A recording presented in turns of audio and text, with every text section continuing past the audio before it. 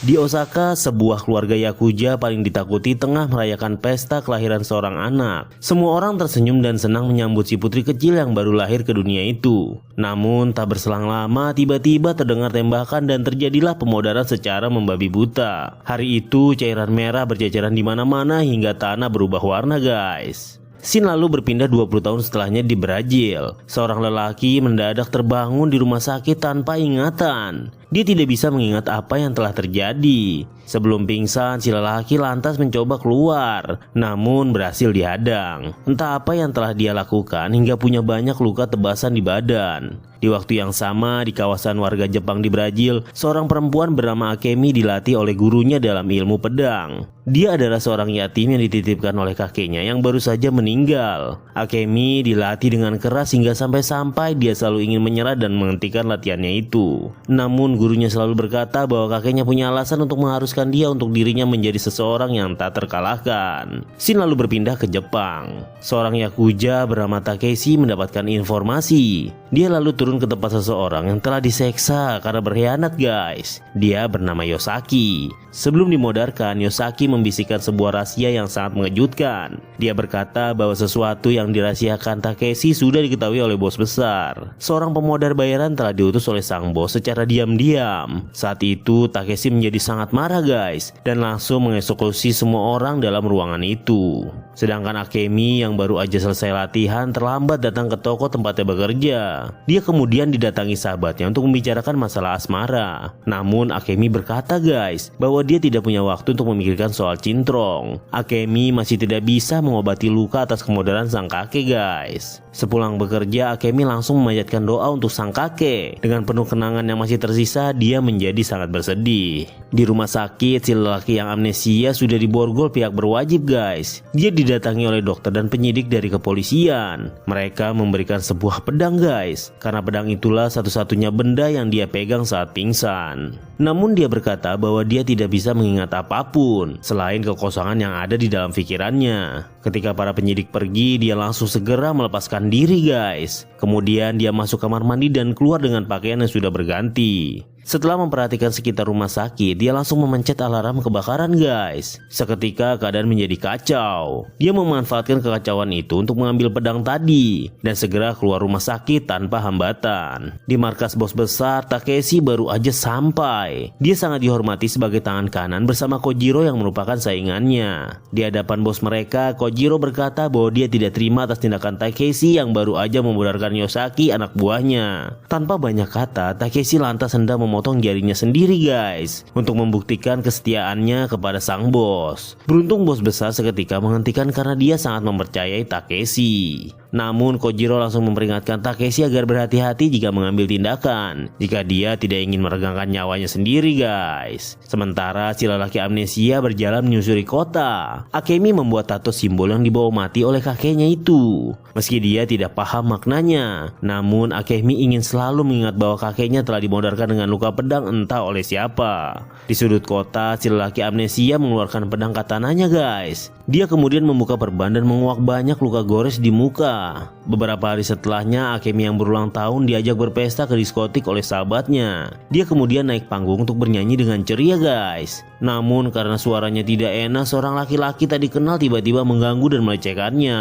Akemi pun langsung mengajarnya dan dengan mudah melumpuhkan komplotan itu. Untungnya mereka segera dihentikan oleh petugas sebelum ada korban. Di depan sebuah toko barang antik, laki-laki amnesia merasa ditarik oleh pedangnya, guys. Dia kemudian diam-diam masuk ke dalam toko tersebut dan menemukan sarung pedangnya di sana. Sang pemilik yang datang tampak heran atas keberadaan pengunjung, padahal tokonya itu sudah tutup, guys. Di sini laki-laki amnesia bertindak kasar dan meminta penjelasan tentang pedang yang ia pegang. Pemilik toko berkata bahwa tidak ada yang spesial dan berusaha membuat penawaran terhadap pedang tersebut. Sayangnya si lelaki amnesia hanya ingin penjelasan dan tidak membutuhkan uang. Akhirnya pemilik toko terpaksa mengungkapkan bahwa katana tersebut dahulu pernah dititipkan untuk dipertajam. Pedang tersebut dikenal dengan nama Muramasa. Muramasa ini dikutuk untuk selalu haus akan tumbal. Si lelaki amnesia lantas diberi alamat untuk mengunjungi sang pemilik awal. Sesampainya di rumah, Akemi membuka minuman yang disimpan almarhum kakeknya untuk ulang tahunnya. Namun Akemi seperti merasa hampa dan tak tahu lagi untuk apa hidup di dunia ini. Dia hanya bisa menangis berurai air mata dalam keadaan yang sebatang kara. Ketika pagi tiba, laki-laki amnesia akhirnya tiba di alamat yang ditunjukkan oleh si pria toko. Ia kemudian menaiki lift yang ternyata mengarah ke apartemen Akemi. Kebetulan tidak ada orang di dalam sehingga ia bebas menyusuri ruangan itu guys. Namun dia tidak menemukan jawaban atas ingatannya yang menghilang. Shin lalu berpindah lagi memperlihatkan pesawat Takeshi telah tiba di Brazil. Dia memberikan kode kepada pengantar Yakuza yang menjemputnya. Bersama dengan itu Akemi lagi dikejar oleh para berandalan yang pernah diajarnya. Dia berusaha kabur dan segera menaiki tangga. Sayangnya dia berhasil dikejar lalu Akemi dikeroyok di dalam apartemennya. Beruntung si lelaki amnesia masih berada di sana guys dan ikut membantu Akemi melawan mereka.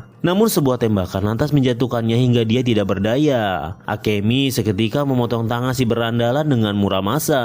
Namun tak lama berserang tiba-tiba Takeshi datang sehingga keduanya kabur keluar apartemen. Akemi dan lelaki amnesia terus naik ke atap bangunan. Takeshi tak mau menyerah dan terus melakukan pemburuannya. Hingga kemudian lelaki amnesia berhasil melepaskan pistol lawan dari genggamannya guys. Namun sayang pedangnya terpental akibat Takeshi menyerangnya. Akhirnya keduanya berhasil mendorong lawan ke dalam lift sehingga mereka terbebasan dan bersembunyi di dalam dojo. Di dalam dojo Akemi membersihkan luka lelaki amnesia itu. Keduanya tak saling mengenal namun saling terkait dengan Muramasa karena yang sedang mereka cari tahu adalah masa lalu masing-masing yang masih gelap. Akemi kemudian pamit sebentar untuk mencari obat luka. Namun yang dia temukan adalah foto keluarganya yang dimana Takeshi juga ada di sana.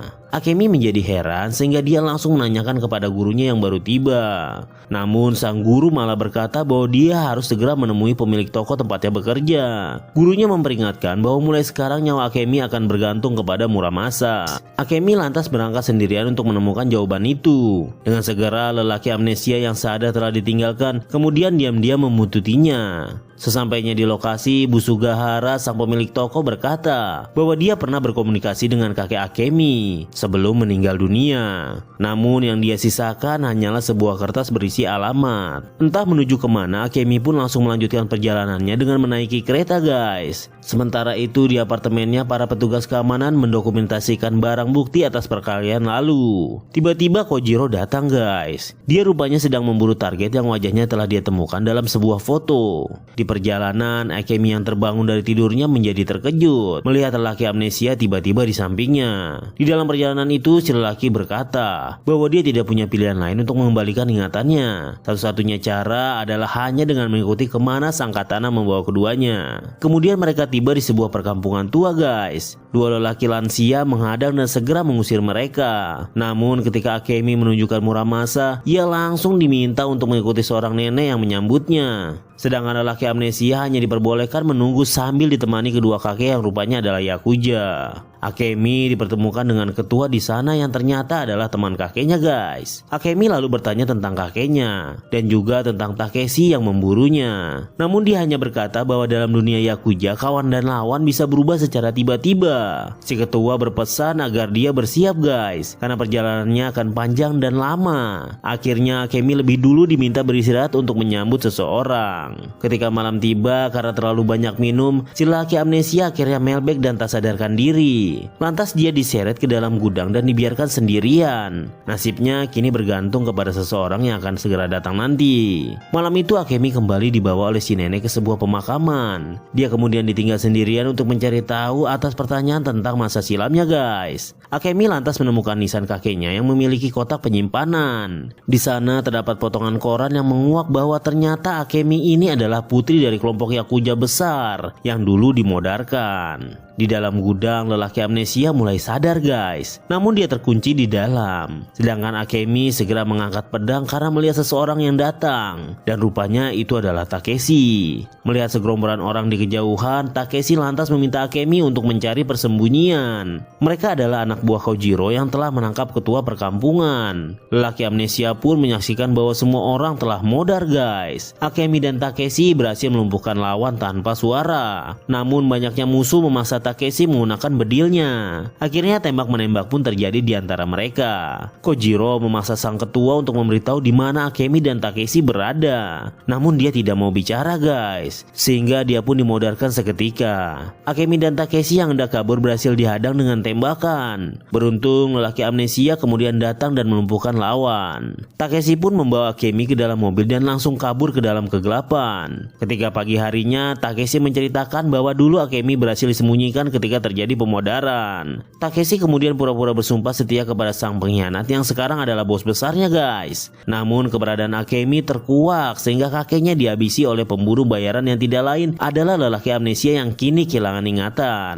Namun entah mengapa kini dia malah membela Akemi. Tanpa alasan keduanya melanjutkan perjalanan untuk terbang ke Jepang. Ternyata Akemi ini harus pulang guys demi membangkitkan klannya dari penindasan, yang mana satu-satunya jalan adalah hanya dengan berperang. Namun tanpa Takeshi sadari, Akemi diam-diam telah menghilang guys. Dia rupanya pergi ke dojo dan menemukan gurunya sudah modar. Lelaki amnesia yang datang membuat Akemi marah dan langsung menyerang. Si lelaki itu berusaha menghindar sambil menjelaskan sesuatu. Namun Akemi tak mau mendengarnya guys. Takeshi kemudian tiba dan hendak memodarkan si lelaki amnesia itu. Namun di sini Akemi mencegah dan mengampuninya.